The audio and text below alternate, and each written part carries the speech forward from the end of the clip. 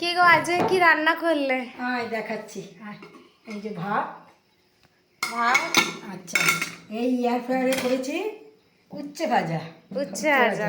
শাকটা আমি বাইরেই করেছি, শাক ভাজা। মানে গ্যাসে করেছো? গ্যাসে করেছি, গ্যাস নিয়ে খুব ভয় করছে। হ্যাঁ, আচ্ছা, বেগুন পোড়া। এটা কিন্তু ইন্ডাকশানে করেছি, চিড়ে নিয়ে তেল মাখিয়ে ইন্ডাকশানে আমাদের চাটু আছে, সে তার উপর বসিয়ে এটা করেছে। পেঁয়াজ আর কাঁচা ভালো লঙ্কা। হয়েছে বলো? হ্যাঁ, পেঁয়াজ কাঁচা লঙ্কা সব দেওয়া আছে, সর্ষের তেল দেওয়া আছে, নুনও দেওয়া আছে, খাওয়ার সময় মাখবো। আচ্ছা, এই রুই মাছের পেটি ছিল, একটু অল্প করে আলু দিয়ে রস করেছি। আর ইয়েতে এয়ার ফ্রায়ারে তুমি ভেজেছো? সব মাছটা সব, যেমন কি পটল টটল সব ভেজেছি। আজকে মাছ শিখে গেছে? শিখে গেছি, আমি এখন আস্তে আস্তে শিখে নেব। হ্যাঁ, আমি তো আগে এইসব দেখলে একটু ভয় ভয় করে, আমি কি কোথায় কোন কারেন্টে কি হবে। আচ্ছা, আর এইটা দেখো দিশি মৌরলা মাছ, মানে পুকুরের যে মৌরলা মাছ, একদম জ্যান্ত লাপাচ্ছিল। বড়ি দিয়ে ঝিঙে দিয়ে হালকা রাঁধুনি, হাতে শুকনো লঙ্কা ফোড়ন দিয়ে ঝোল। হ্যাঁ।